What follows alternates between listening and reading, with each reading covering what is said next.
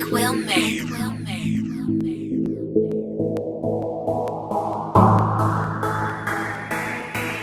What it do? This my main motherfucking nigga Corey, man. This nigga who got me bucking in the streets right now, man. Him and Gucci,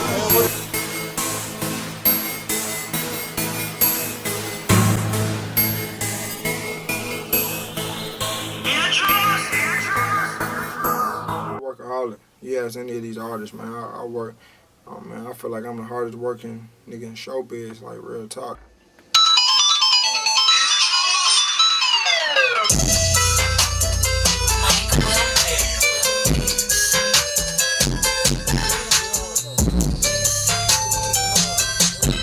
Mixtape was originally it was to tie up all the joints that I have in the streets, because I got so many joints in the streets. So some people might feel like, yo, WiLL made this beat and that beat, you know what I'm saying? But he don't know, or she don't know that he made that beat and this beat, you feel me? So I was just trying to tie all that together, you know what I'm saying? But at the same time,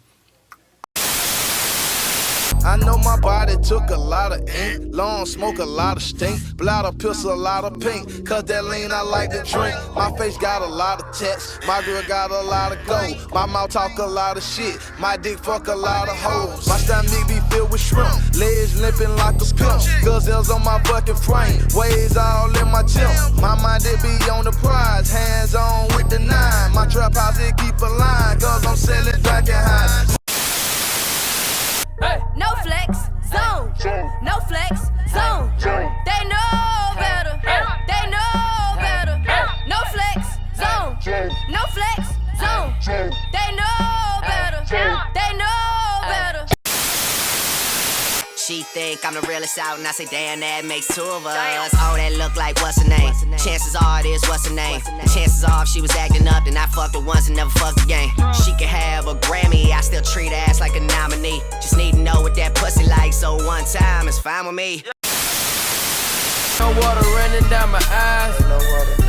Ain't no love for the other side. The way these diamonds twinkle all in your eyeball. I know it should've been a crime, dog, by law. And most of these fake niggas, they done fell off. I'm raising the stakes, nigga, and I'm well off. I'm counting that cake, trimming my nail off. And when times is hard, I move a bill off. So, man, bro, before just Metro booming, like all the new producers like that you see in rap nowadays that took over the trap scene, or just rap scene in general that went insane, bro. It was one producer that was literally quietly changing the scape of rap too, man. That was behind the scenes. That was doing his own thing, having his own lane. That was WiLL made it, bro. WiLL made it, brought booming 808s, futuristic melodies, and a unique sound and bounce that separated him from a lot of producers that was out at the time that he was killing it. Because, bro, in the midst of WiLL blowing up, this is when everybody in the fucking, like, police producer game was killing it. Like I said, Metro, Southside, 808, or the whole 808 Mafia. Like, everybody was going ham with the trap sound and just new landscape of what rap in the 2010s represented. But I feel like one producer like WiLL just had something so crazy and unique to his sound that was so fresh to rap, bro. And it was so experimental too. It's because he played around with different sort of beats and things that like shaped everything, at least going on for the rest of rap, bro. And honestly, quietly just did that shit and making hits, but for grinding out with Gucci, Rocco, Future, bro, Ray Shrummer, bro, like literally discovering Ray Shrummer and making them a powerhouse. Literally, he helped shape the blueprint for today's rap, bro. And like, you can hear elements for his beats and a lot of shit, man. I'm telling you, WiLL is that guy. So, man, bro, to truly even just get to WiLL, bro, to even talk about his whole run that he had in rap in the early 2010s, man, the 2010s in general, you gotta honestly just take it back to the early days of WiLL, man. The days that WiLL was still on the come up and still doing his thing, man. Because you gotta think of the landscape of what rap was, and at least the producer game that was shaping, you know, just trapping and rapping in the 2000s, man. You gotta think, man, producers like Zay Tobin was making a killing with Gucci. Shawty Red was dominating with his sound with Jeezy. They was like, bro, you know, Drummer Boy was creeping up. It was a lot of people, man. Producers, like, this was 2000, producers matter. Like, it really did matter, man. It showed that, like, you really could truly just, man, like, how you could shape just certain genres of rap. Cause every producer in the 2000s was known for their beats, and like especially in the rap world, bro. Like trap, like I said, man, Zaytoven, the 808, the beats, and the shit, that placements that they was having, and how unique that it was already sounding with the trap sound.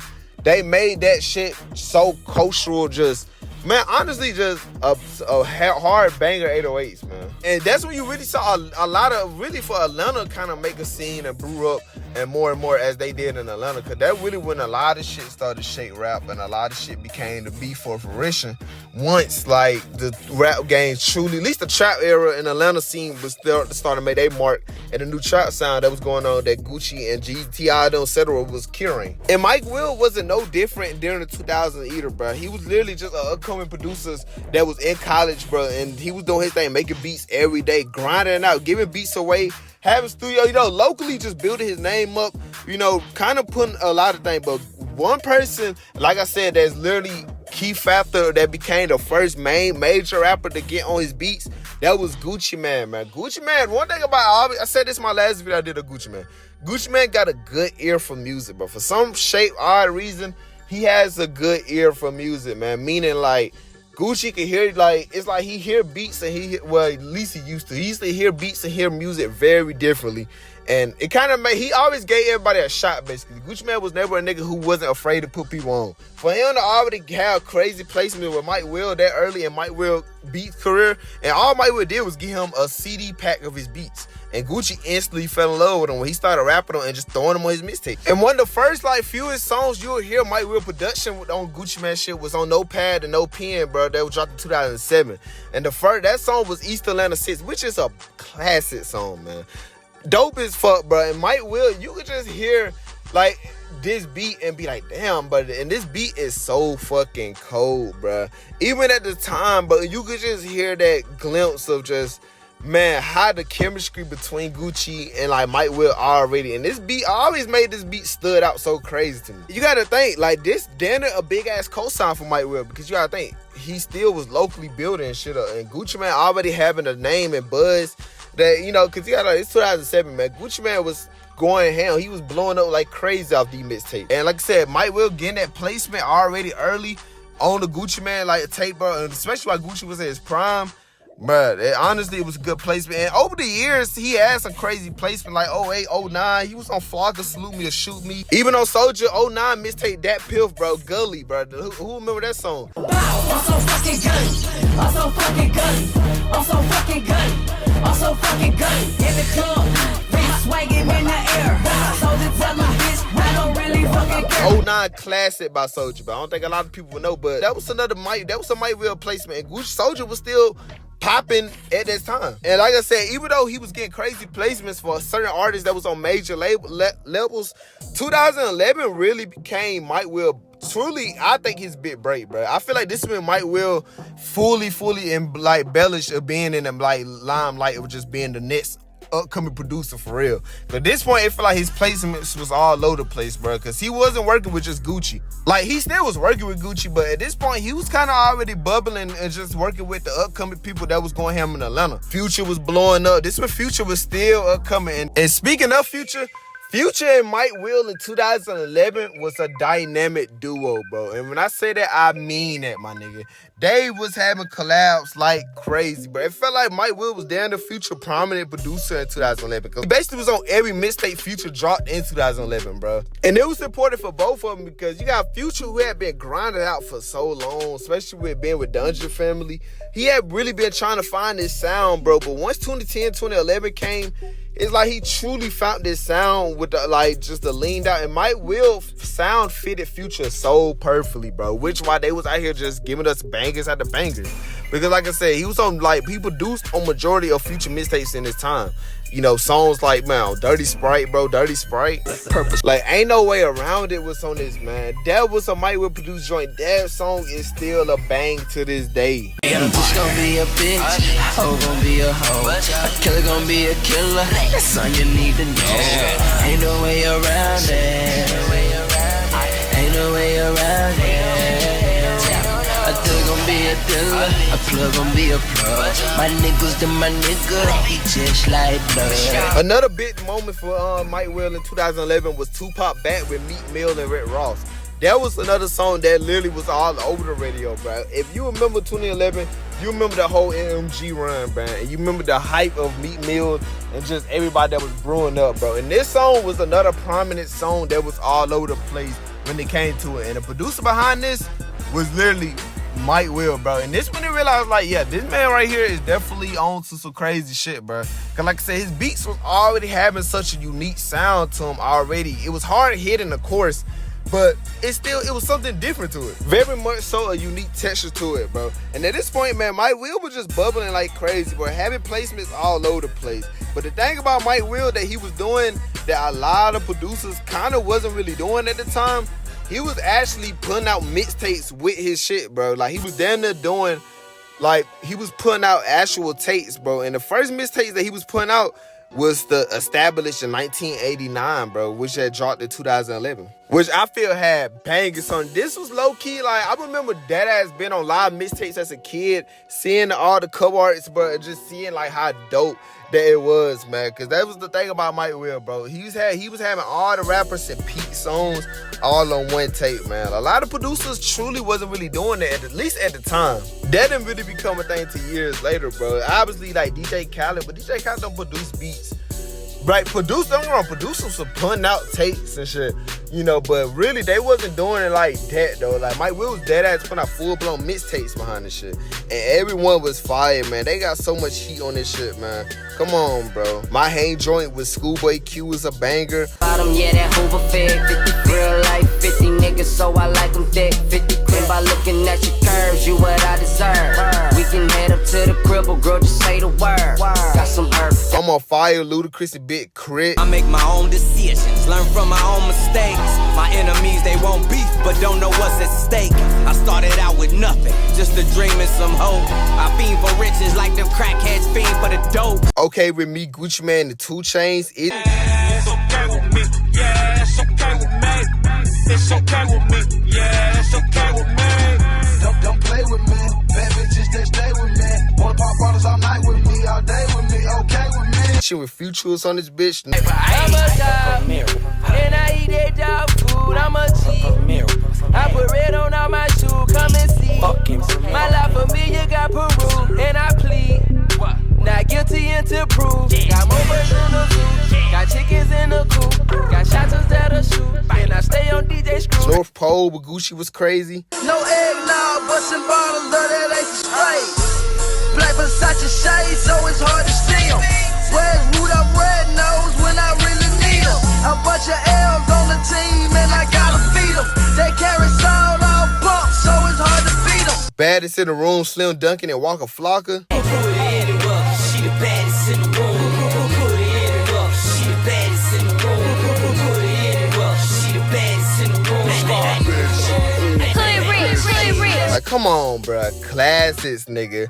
He even dropped the sequel to it in 2012, bro, which had even more bangers, bro. I feel this the one that had the most bangers on it, though. I can't lie. Come on, bro. No Lie with 2 Chainz is on this bitch. Real niggas say word, you ain't never told no lie. You ain't never told no lie. Real niggas say word, you ain't never told no lie. You ain't never told no lie. Real niggas say true, you ain't never told no lie. You ain't never told no lie. That's the thing I don't do. Nah, I just do it for the niggas that are trying to see a million for they die. What up? Bands to Make Her Dance with Juicy J, Lil Wayne, them was on here, man.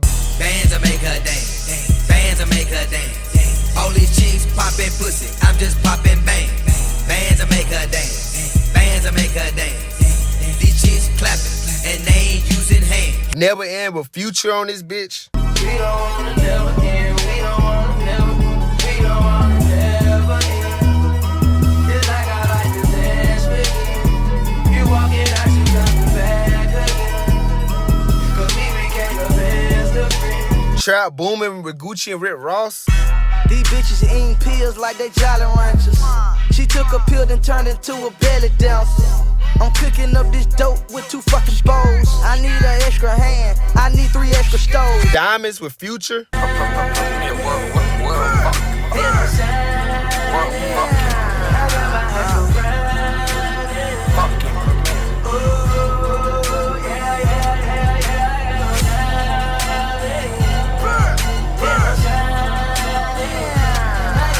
one with 2 Chainz.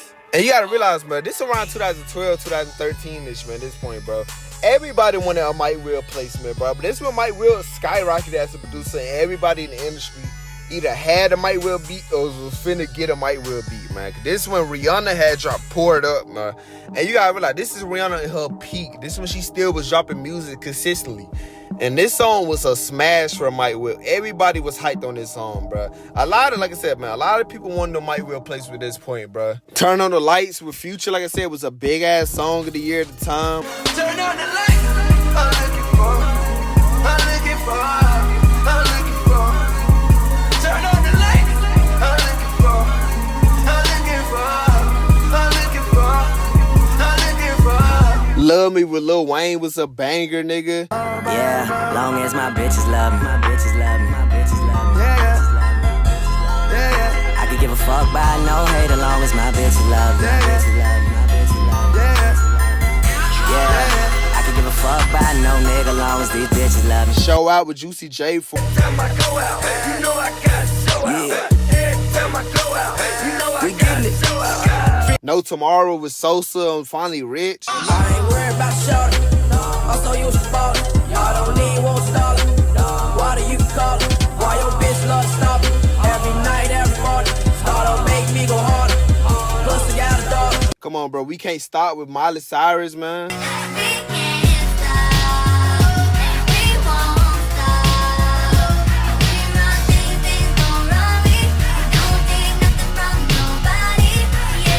Woke Up, bro. Come on, Bugatti with Ace Hood. I woke up in a new Bugatti. I woke up in a new Bugatti. I woke up in a new Bugatti. I woke up in a new Bugatti. I woke up in a new Bugatti. Nigga, Bitches and Bottles, bro, which was a banger. So I don't think a lot of people know this song at all. Let's get it started. Let's go dumb and retarded. Let's get high as we want and let's go and burn up a forest. Better load up your cartridge. Get the chorus inside it. Let's put some ice in your watches and designer on your body. Shit with Future. Talking about your poppin' tag, nigga, you ain't bought shit. Talking about 100 bottles, nigga, you ain't pop shit. All you talk down the clips, nigga, you ain't shot shit. Spending money on these hoes, nigga, you ain't bought shit. Come on, We In This Bitch with B.O.B. Like I Selling this bitch, we selling this, we selling this bitch, we selling this. said, Mike Will, he was having the industry on lock with these takes, bro, and with these like songs placements, bro. And like I said, every beat he was coming out with did not sound like the last. It's like you knew it was a Mike Will beat, obviously, for his producer tags. But really, I feel like it just stood out. The experimental elements he was putting in it, like the syncs, like the way his beats was just not catering to where everybody in the 2000s placements of beats was using. He was kind of going for a more pop, and he was versatile as hell. He knew how to switch it up when he gave to the right artist, or he knew how to keep it strictly on some trap shit, but mixed in with his own style, bro. So that's why I feel like it stood out so quick. But the thing about Mike Will that he did in 2013-14 that led up that he could have been a risk, a break. Cause at this point he had a kickstarting like Ill Drummer Records. Ill Drummer, he officially launched it as a record label. And you know, the first people he signed to Ill Drummers was Ray Shremmer, man. That had came out. And the first introduction to Ray Shremmer to me personally was when he dropped his mixtape Ben Trill in 2013 and I remember hearing it for the first time and really feeling like how different that sounded. Even at the time, people thought it sounded different. Like, even looking back at old comments, you could see people saying how different it was, but people was fucking with it. And Ray Sherman sounded like a whole nother... They didn't sound like what was out at the time, bro. They had a chaotic, performance-y, energy type of music, but it was definitely different, but you can't deny that shit was fire. And the reason why I say it could have been a risk because of how new and truly how it sounded. Like, it could have been a make or break. They could have been a flop, or they could have been a success. So luckily they was a success, and they went on to went crazy. Cause after WiLL was going crazy, No Flex on had dropped, and that changed everything for Ray Shremmer and Mike Will, man. Cause not only that Mike Will was a producer, he was now a label owner, and he had a successful group under his belt. And like I said, Ray Shremmer, they was coming out with their bangers, bro. They had No Flex on, No Type, Throw Some More. And when they dropped their debut album in 2015, Shit was all hell and storm for Ray Sherman at that point. And you know who the main the main guy behind all this? It was Mike Will, my nigga. Mike Will was the mastermind behind Ray Sherman, bro. I mean, that ass, bro. Cause like I said, man, Sherman Life was a staple classic, man. Songs like Lit Like Big. Lit, lit, lit, lit like big. Trim like shit. Bending by 6, 2 by 2, 4 by 4. Trim like shit. Don't answer that door.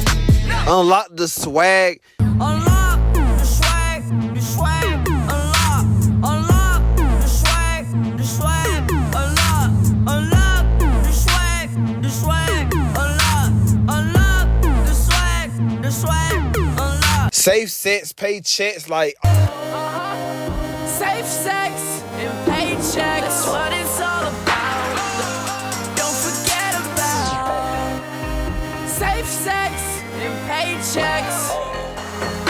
all them beats was on the same album of Sherman Life, and everything on there was mad different from the last, bro. Think about it, it's like the beats really just leveled up in 2014, bro. Like, Ray Sherman wasn't the only thing that he was working on. He was, like, working on his own shit, too, man. You know, like I said, Aldo had been the established in 1989 mixtapes going crazy. Ben Trill mixtape, but he dropped one of my personal favorite projects for him that year was Ransom, bro. This album right here was a body of work in itself, man. When I think back to this project, I think of so many gems, man. Paradise, man, Bitch Shine. I always wanted to stunt so hard. I always wanted to ride that whip. I always wanted to fuck that bitch. Think you gotta fuck that bitch. I always wanted to live this life. I always wanted to wear that ice. I always wanted paradise. I always wanted paradise. Look. Start with Sosa, Gucci, Pee Wee Longway, Free Longway. Stop, start, all my goons on stop, start. My trap is on stop, start. Started with my pot fork, start. I got killers up in New York. Pints coming from Detroit. That white got green, I got boy. Chopping Blades with Red Rod from Slim Jimmy was crazy. Gucci on my gators. I can walk to Peyton. Assalamu alaikum. I can eat bacon. I can sink a ship. Ballin' like well. Y'all know who that is. Got more gold than Rumple still. Swerve with Bankroll Fresh was fire. Swerve, I love McConan. Now we ain't tryna have no fucking party unless your girl's tryna all get naughty. I got some lean in my truck right now, and I'm tryna make it all go down. Another classic in his discography that I feel don't get talked about enough, man. Even also, bro, 2-9, the group, bro, at the time, like, he had them under his belt too, and ear drummers. Mike Will was doing a lot at this time, man. He really was out here cultivating rap in the realest time, man. But you was there to really see this shit. You would truly understand the movement Mike Will had, man. That was the thing about Mike Will at this time, bro. He was just, at this point, you can't even say he was upcoming. He had been popping since the late 2000s, early 2010s. Like, it's like he really found this mark as rap was going on. And keeping itself mainstream, keeping itself relevant through it all, it definitely played a huge part in his career. So it played a huge part, man. That was the thing about it, bro. And the thing about when I say with Mike Will, man, when I compare it to just the sounds of today, man, and his influence, but that could be heard in just such as hella producers, man. His elements of beats wasn't, like I said, it's like he played around with a lot of, like, and really, Mike Will had a lot of catchy, like, game video sample sounding type beats, bro, but having some hard hitting trap 808s and shit, man. But he also had different aspects where he could get in his pop bag. And that's why I said I use songs like Say Sense, Pay Chess as a good example. That was a song from Mike Will that had a good sound of, like, mixing an EDM type of sound and, like, really merging it to, like, some trap shit, at least at the time. And that's common in when you hear it in today's rap, like a lot of EDM usage and, like, mashed up with beats, man. He was doing that shit in, like, 2014, 15. Think about that. Iconic everything he went on to be, man. Like I said, for, like, having Ray Sherman, man, Miley Cyrus Bangers era, like, he was a big part of that. His hand to just, you know, the 2010s in general, man. Like I said, everybody had a Mike Will beat at one point. And if they didn't, they was somewhere associated with Mike Will, man. Mike Will was just an underrated producer. He's literally the producer I feel get talked about, but not enough to a point where I feel like, nah, we need to put more respect on Mike Will's name, bro. Mike Will is the truth, man. I always fuck with his beats. I always just had a deep appreciation for his music, and I really just really rocked with like how he was, man. Cause he was just another producer, man. He was somebody who I feel changed like music, bro. And he changed the way shit sounded in rap, man. Where everybody was on some hard hitting evil shit. He was on some same shit, but with more uplifting feel to it. You know, that was the thing about the early 2010s producers. Like hard hitting beats was a wave at one point, but he was doing it sonically different than what most producers that was doing them at the time was. You know, Mike will always be a legendary producer, man. This man is literally a GOAT, man. I don't think nobody can disagree on that. Mike will always be GOAT producer. And that, ladies and gentlemen, will wrap this video up. If y'all enjoyed the video, man, y'all give it a big ass thumbs up, man, bro. Look, I just want to say we going crazy all 2026, man. Y'all been knowing this. I love every single one of y'all. We have been on one hell of a run, man. And you know who that thanks to? The man above, of course, man. God, if it wasn't for him, none of this wouldn't be possible. We wouldn't be able to do this. Literally, none of this shit would be possible, man. Also, y'all, man, y'all know that. Round of applause on the back to yourself, man, for just appreciating, man. I really appreciate that shit. Y'all know I always say that. Got a deep respect for y'all, man. Honestly, just for sticking around, doing what y'all do, man. And we just going ham, but we keeping this shit going. This has been one hell of a year so far, and we only halfway into this year, bro. Meaning that we only have that much longer left. We got the remaining quarter, so we got a lot to run up, man. But y'all already know, check the community polls on the page. That's why I let y'all know what's coming out. You know, drop down the comments what y'all want to see. Y'all know, man. Y'all know I ain't shying away for nothing, man. So don't be scared to say something. Just say something, man. Y'all know I'm going to get to it, man. Y'all know that. But until the next video, I had no prior announcements, man. I love y'all. And yeah, man. Squaw.